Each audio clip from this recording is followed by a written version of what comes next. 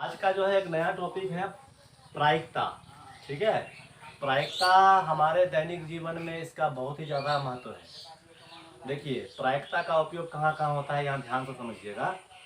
प्रायिकता का उपयोग जो है, आप देखते होंगे मौसम वैज्ञानिक लोग जो है जब मौसम का अनुमान करता है, पूर्वानुमान करता है, आज बारिश होने की संभावना है या बारिश हो सकती है या आज धूप खिली हुई रहेगी, यह पूरी तरह से प्रायिकता पर आधारित है। इसी प्रकार से आप देखते होंगे जब आप ट्रेन पकड़ने के लिए जाते होंगे तो अपने मोबाइल के एप्लीकेशन में आप देखते हैं कि ट्रेन फलना जगह आई हुई है, तो एक संभावना व्यक्त किया जाता है कि खुड़ियाल में इतने बजे ट्रेन आ सकती है, तो वो भी एक प्रायिकता पर निर्भर है। इसी प्रकार से बहुत सारा खेल है, जैसे आप यहाँ समझ लीजिए कि अगर आप लूडो खेलते हैं तो लूडो में एक मेन गोटी होता है जिसको कहते हैं पासा, डाइस कहते हैं।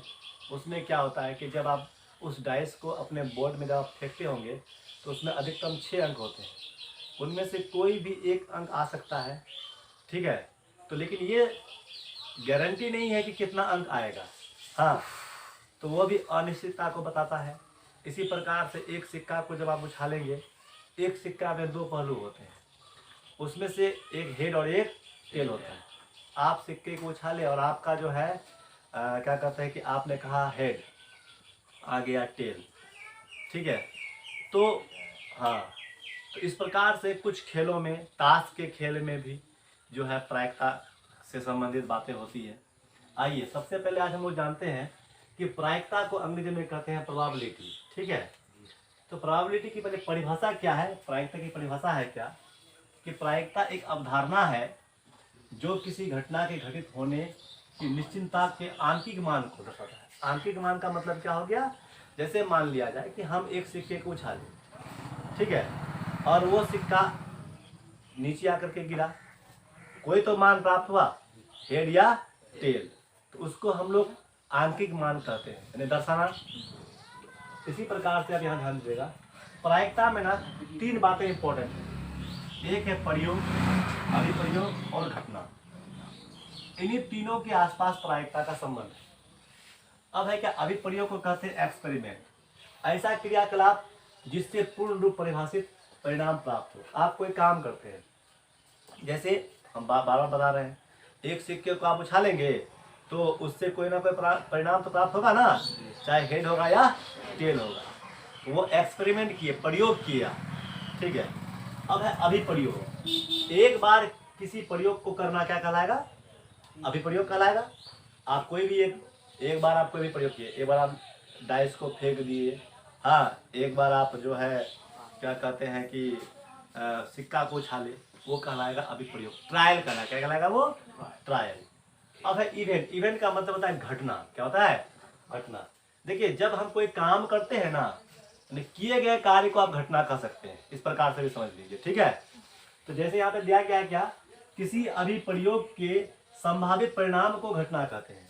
हम कोई सिक्का को उछालेंगे, सिक्का को उछालेंगे, उछालने के बाद तब ना परिणाम प्राप्त होगा, उछालवे नहीं करेंगे तो परिणाम प्राप्त होगा। इसलिए हम कह दिए क्या कि किए गए कार्य को ना घटना भी कह सकते हैं। ठीक है, अब आइए, इस प्रायिकता से संबंधित जो है सूत्र एक ही है केवल, इसी से सारा हिसाब बनेगा। हम समझने के लिए यहाँ पे दिए हैं। देखिए, प्रायिकता को ना आप पीई कह सकते हैं। क्या कह सकते हैं, पीई। तो अब देखिए, प्रायिकता का परिभाषा क्या है कि अनुकूल परिणामों की संख्या, हो सकता है कहीं कहीं पे लिखा हुआ रहेगा परिणामों की संख्या, तो अनुकूल परिणामों की संख्या बटे कुल परिणामों की संख्या, बस यही है प्रायिकता का फॉर्मूला। इसी के आधार पर सारा हिसाब जो है आधारित है। अब यहाँ पर कुछ बातें लिखी गई है कि किसी घटना के लिए 0 less than equal to probability less than 1, यानी समझिए यहाँ है क्या, क्या लिखे ये। देखिए, असंभव घटना का जो मान होता है प्रायिकता में वो 0 होता है, और संभव घटना का मान क्या होता है, 1। 1 से अधिक नहीं होता है और 1 के बराबर होता है। ठीक है, इसका मतलब क्या हो गया, असंभव घटना का मान 0 और संभव घटना का मान क्या, 1 या 1 के बराबर या 1 से कम, यही मतलब हो गया। ठीक है, अब एक फॉर्मूला है यहाँ पर PE plus PE not equal to 1, ये फॉर्मूला आपकी किताब में दिया गया है। ठीक है, यहाँ पर मतलब क्या होता है, यहाँ समझिए, यहाँ पर मतलब होता है क्या कि ये प्रायिकता है, ये प्रायिकता नहीं होने की संभावना है। ठीक है, तो ये PE नॉट हो गया, तो प्रायिकता यानी कि PE plus PE not equal to क्या होगा 1, क्योंकि किसी भी प्रायिकता में हम लोग पढ़ चुके हैं पहले भी कि प्रायिकता में अधिकतम घटना जो होती है वो क्या होती है, एक ही होती है। उदाहरण के तौर पर हम बता रहे हैं अभी, जैसे मान लिया जाए कि एक लूडो है, लूडो का एक डाइस है, उसमें अधिकतम मान कितने होते हैं, 6 होते हैं और हर भाग पर मान अंकित रहता है।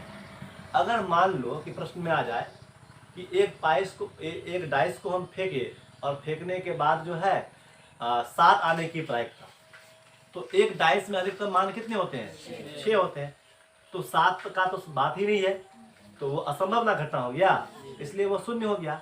और एक डाइस को यदि हम फेंके और फेंकने के बाद यदि आपका मान यदि 4 आ जाए, तो 4 कितनी बार आया, अधिकतम एक ही बार ना आया, एक ही बार ना आया।